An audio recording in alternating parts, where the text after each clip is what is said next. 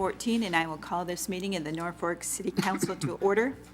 This is an open meeting. Posted right as you come around the corner here, on the right is the actual Open Meeting Act. If you would you please stand, join with us for a moment of silence, and as well the Pledge of Allegiance.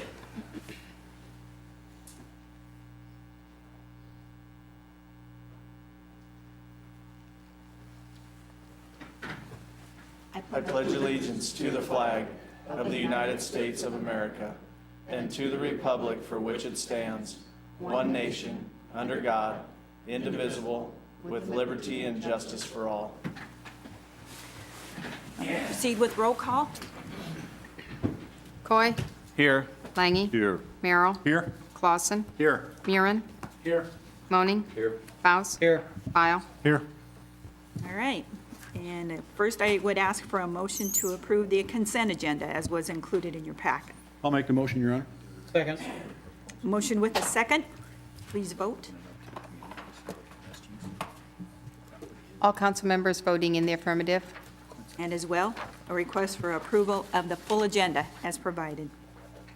So moved, Your Honor. Second. A motion with a second to approve the full agenda again. Please vote. All council members voting in the affirmative. Okay. Couple special presentations tonight. We'll start with the proclamation for May 17th, 2014 is Poppy Day at the request of the American Legion Auxiliary Unit 16 of Norfolk. Whereas our community has a continuing responsibility to veterans in veterans' homes, hospitals, or nursing homes, and whereas the American Legion Auxiliary feels obligated to help provide for the welfare of our veterans and the families of those who made the supreme sacrifices in defense of their country, and whereas the American Legion Auxiliary Unit 16 of Norfolk has been established to aid veterans, and whereas the American Legion Auxiliary has chosen Saturday, May 17, 2014, for its annual Poppy Day, and has announced that all funds collected will be used to assist the veterans and their families in the Norfolk area.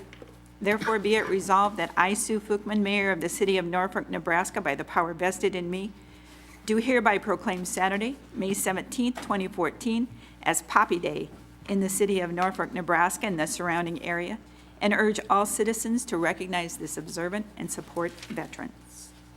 And with that, I believe that, Deanne, you're here to accept this and maybe come forward. We'll ask you to give us a little bit of info on the day. Well, I think she stole all my thunder. She gave me all the info that I was going to, so it's going to be a short speech. Well, let them know what you do with the Poppy Day. Okay, I will. I'll maybe, since we had a Poppy Day in a couple weeks ago, we might explain a little bit the difference. Okay, theirs was the Veterans of Foreign Wars, and ours is the American Legion. And we do a lot together, and we do a lot for the same people, the vets and the youth. And wouldn't this make a lovely Mother's Day? Okay. We do thank the Norfolk City Council for letting us do this. The American Legion Auxiliary works very hard all year, and all of our money goes to different projects. Some goes to the Veterans Home, the Heroes Park, scholarships, Girls State, and things like that. So we're glad to do it, and the businesses are so supportive of letting us come. We get permission from them also. If we can put some volunteers out to meet and greet people, and we just say, "Good morning, would you care for a poppy?" And they always say, "How much?" Well, it's just a donation, so we have this bucket, and they just put in anything that they like. Children love to put in pennies, and we take everything. So we thank you for letting us do this. And we thank you for your services. Thank you. And we'll see you all on Saturday morning. Actually, it's not Poppy Day, it's just Poppy morning. Because we get people early. Just keep them shopping. Sleep in yours. Thank you. Don't you?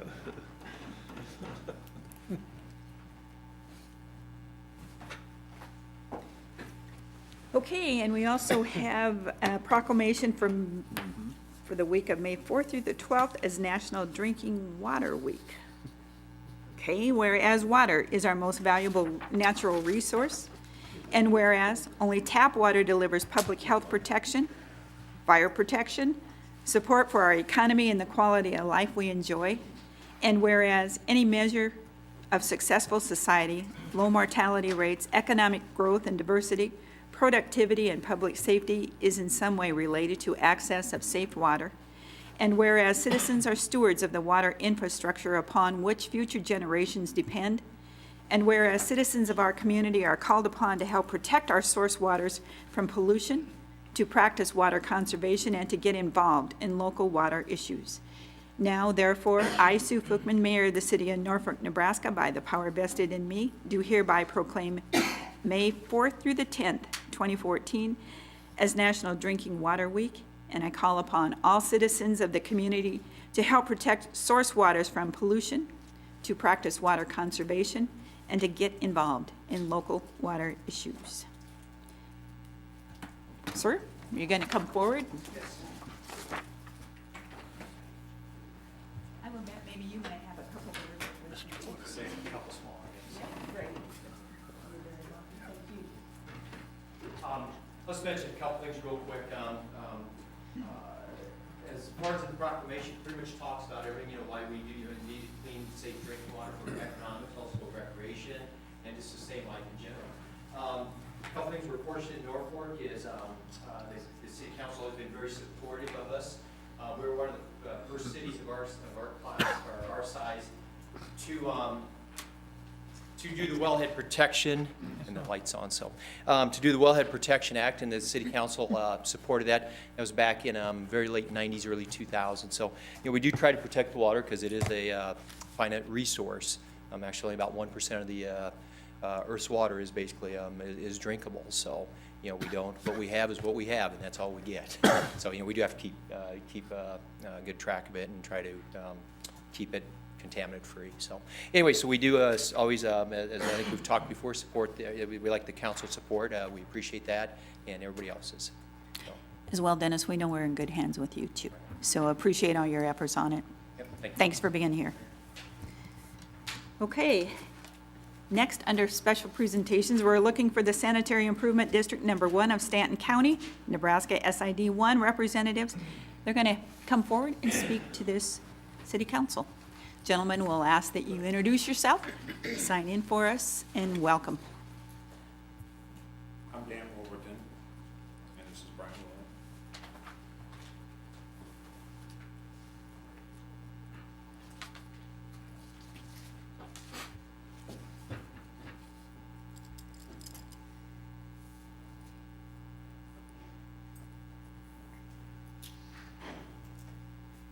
Afternoon. I'm Brian Lewin, as Dan just said. I've met a few of the folks in the group here, and we had an opportunity last Monday to speak with the subcommittee concerning the sewers situation that we have with SID 1 in the city. Felt like we had a good meeting with that group. Appreciate the opportunity to do that.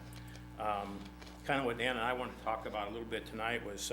We've got a few things I just wanted to bring up real quickly, real briefly. Some information out there. I'd like to then go to kind of where our monies come from, that type of thing, and then talk about the city's, the minimum requirements and kind of some thoughts we had there that we talked through and shared with the subcommittee last week. A little bit of information about Woodland Park. We've got about 1,800, almost 1,900 residents out there, 560 homes, 3 businesses right now. Average home value out there is about $90,000.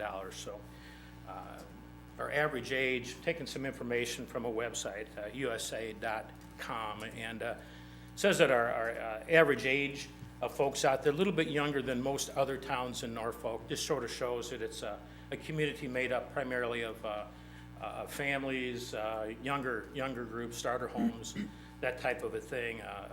Of the 560 homes, a little over 500 actually report that they are consider themselves to be a family home.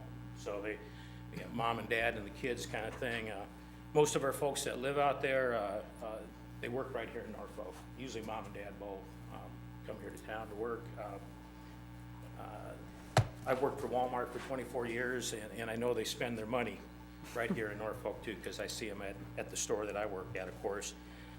Send their children, primarily go to Norfolk Public Schools, and most would tell us that they consider themselves to be members or residents of Norfolk. So, as an SID district, I just kind of wanted to run down, which I did with the subcommittee a little bit, and I have a little more updated figures than I had with those gentlemen that day, but kind of where our money comes from. Our income, we've got 5 basic sources out there. We get about $160,000 a year that come from our taxes, property taxes that come back to us. About $14,000 is rebated back from Stanton County, and that money is rebated back to the maintenance of and repair of our roads, our snow removal. Pretty much that's what we get to take care of our roads out there. About $6,600 comes back from Cable One, our franchise fee. We use that money primarily for maintaining the parks, adding sidewalks, type of community type things. About another $40,000 from other sources of income, various fees that go along with our water and sewer out there, street lights. There's a fee every month to keep those going, out there. And the biggest portion of our budget, of course, is the sale of water and sanitary sewer. But speaking with the subcommittee a little bit, and of that $271,000, about $128,000 of that comes from the sale of the sewer services. After we pay the Norfolk for taking that effluent, we end up with kind of a gross each year of somewhere between $65,000 and $80,000 is kind of what's left there. And then, of course, after that becomes maintenance of the system, that type of thing. Breaking down the water side of that, our receipts on water are about $143,000 there before we spend any money on the operational costs and all those things. So all told, I mean, a normal budget for us out there would be between $400,000 and $450,000 for the year. Our receipts would be about $500,000. This year, quite a bit more. Of course, we're spending a lot more money on some different items. And Dan, anything you want to throw in there? No, it's just that we've been working real hard on improving our sanitary sewer collection system. Since 2008, we've spent $313,000. We've bid out another $48,000 on improvements. We have probably another $188,000 within the park that we'd like to do, and then there's about $120,000 along the highway that we would have to do to maintain that system from the north part of the park. Next thing I guess I wanted to get into is really to talk about the 7 points that the city of Norfolk has, the minimum requirements that we talked to the subcommittee about. And I'll go through them very quickly. It seemed, just talking with the group, I think we want the same things. We want a very timely, equitable solution to where we're at. That's what we want to do. Of those 7 points, I've got kind of a document that I gave them that sort of meshes your 7 points and our talking points there. I can kind of narrate through them quick, Dan, and if you want to jump in. And the first point, of course, was that need a contract that meets the requirements of the state statute. And we certainly understand that's workable. It's something we need. We think that a 25-year contract works within the restraints of that particular statute. Number 2 talks about the maximum flow, the 300 gallons per minute that we would have out there, about 75 gallons per capita per day. We also feel that that's something that we can work with as well. It does limit our growth out there a little bit. We're where we are. We pretty much build out, Yes. but it would eliminate annexing any other properties like we did with the Red Bull or the Beamer Edition.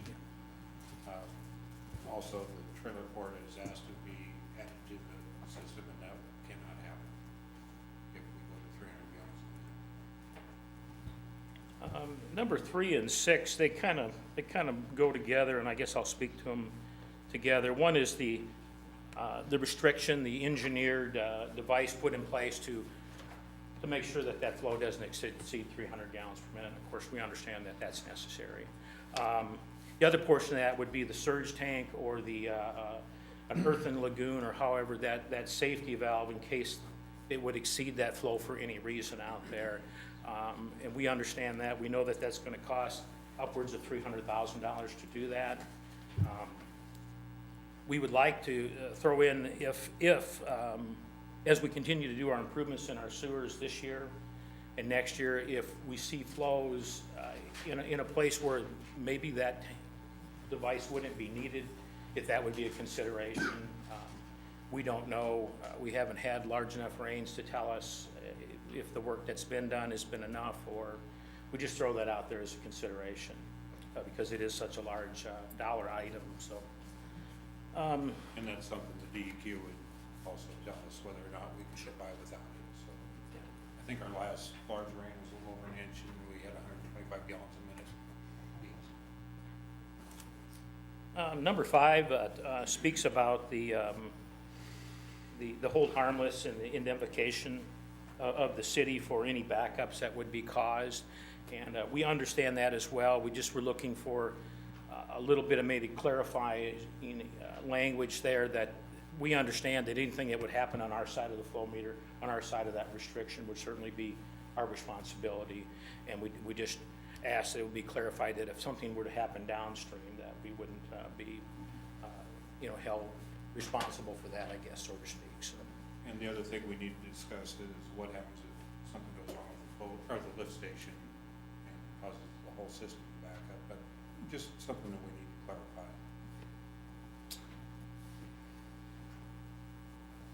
Number 7 there, of course, is the memorandum of understanding. We kind of feel like if we can come to an agreement with the minimum requirements, that would kind of be our memorandum of understanding.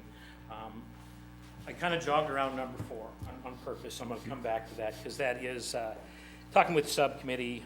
We kind of were all together pretty much on most of the points. Generally, number 4 is kind of a sticking point.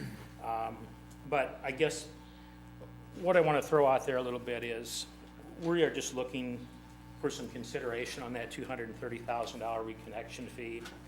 And I just want to throw a couple numbers out, or just a few numbers. We know that we're going to spend $120,000 to repair Highway 35 to make that piece of the sewer system watertight.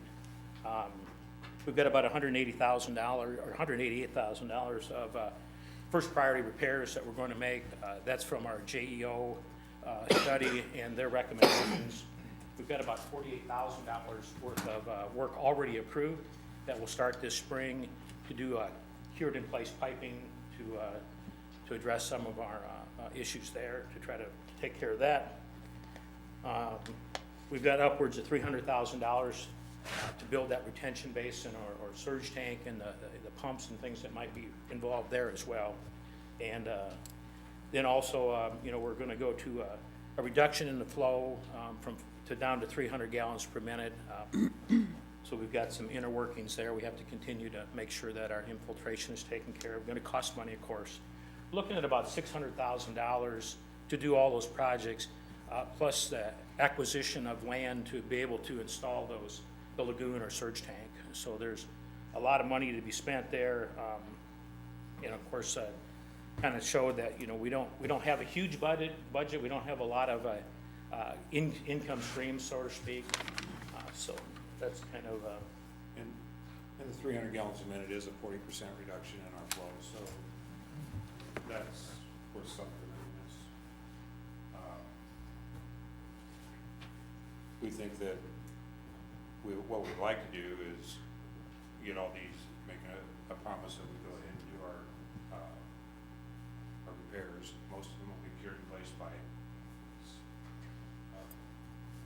proven technology. The company that is going to do our next work is the one that developed this technology. So we feel pretty good about that. Just a few things we wanted to kind of thoughts we threw in with the subcommittee we'd like to bring up here. In addition, we'd like to have and put a program in place so that we know that there would be, and our folks would be involved in a monthly check on that totalizer, that flow meter, just so we could catch any errors on the front side as we went down the road.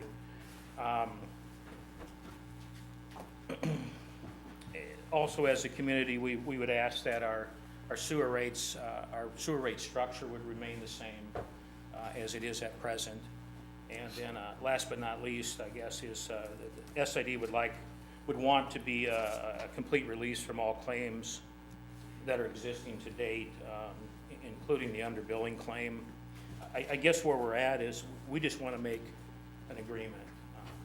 We're that point, we'd like to make an agreement. We start with a clean slate, a new day, so to speak, and just move down the path so that each side granting the other side release from, just full release, I guess, so to speak, that we could just move forward as communities and continue to grow. So. And with chaos food coming in, we need affordable housing, and, you know, utilities is part of affordable housing. It's something, you know, our population is about 6,500 people, which is about equal to 7% of the city of Norfolk. All of our residents do most of their shopping in Norfolk, pay sales tax in Norfolk. In return, probably the only services we get is maybe some permitting and inspections. So we do feel like we're a big part of the community. You know, that where Brian works, he sees sales tax spent there. So we do contribute from that standpoint. We also have a lot of volunteers, people that are members of charitable organizations, different activities through the Y or clubs. So we just would like to get this done in a quick manner so Norfolk as a community can move forward. And when I say Norfolk as a community, I mean everybody within the city limits and the SID 1 district. We need to get this done. Well, I don't think there's any disagreement here with this group about that statement. I appreciate you two being before us tonight. I didn't mean to shut you off there either, Dan. If, you know, I didn't, no, Sue's good. But like I say, I appreciate the fact that you're up here and before us. And I guess the one thing that I believe maybe in the past we missed has been a little bit of this open communication between both.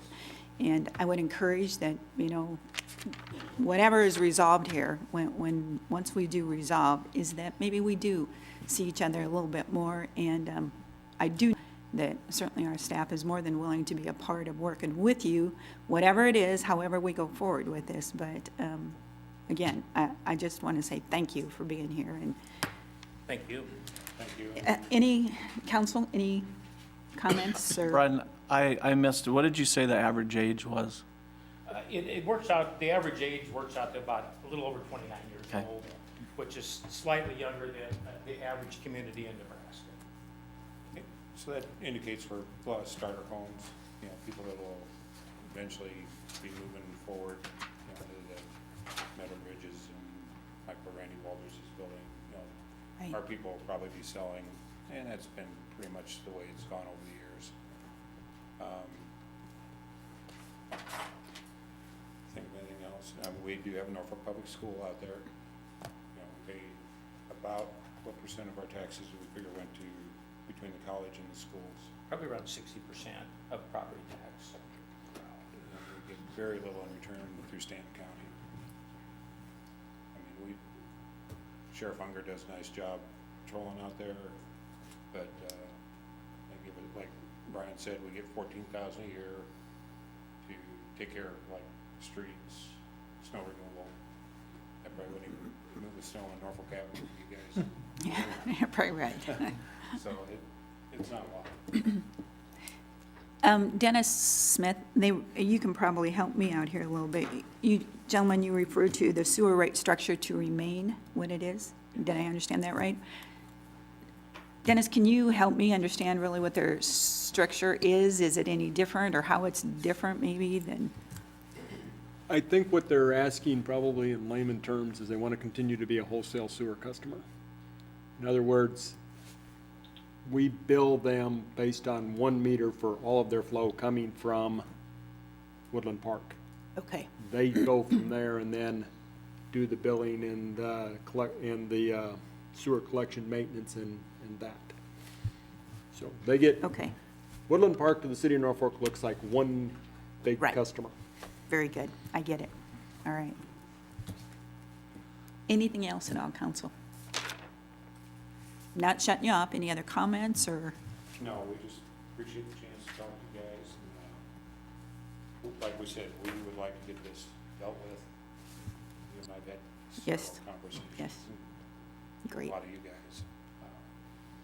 We do feel like we're part of the community. We have a 68701 zip code, Norfolk addresses. Well, and, you know, like I say, I don't think anybody would disagree with that statement here at all, Dan. The difficult part sometimes is we represent two different groups of citizens. And we And, talked about that in the subcommittee. Okay. One of the comments out of the subcommittee was, Dale, you might have said it, is how do we go back to our constituents and say that right, we didn't charge Woodland Park for that? right. Well, we have the same problem going back and saying, why didn't we pay it? Yeah, So, without digging too much in the past, that's. right. just I where we're at. appreciate that. I appreciate We don't that. wanna- We don't We've want been to there, yeah. rehash all the old stuff. I think a letter from Mr. Shukai said, let's get past that. Great. All right, Okay. all Thank right. you. Thank you. Okay, thank you.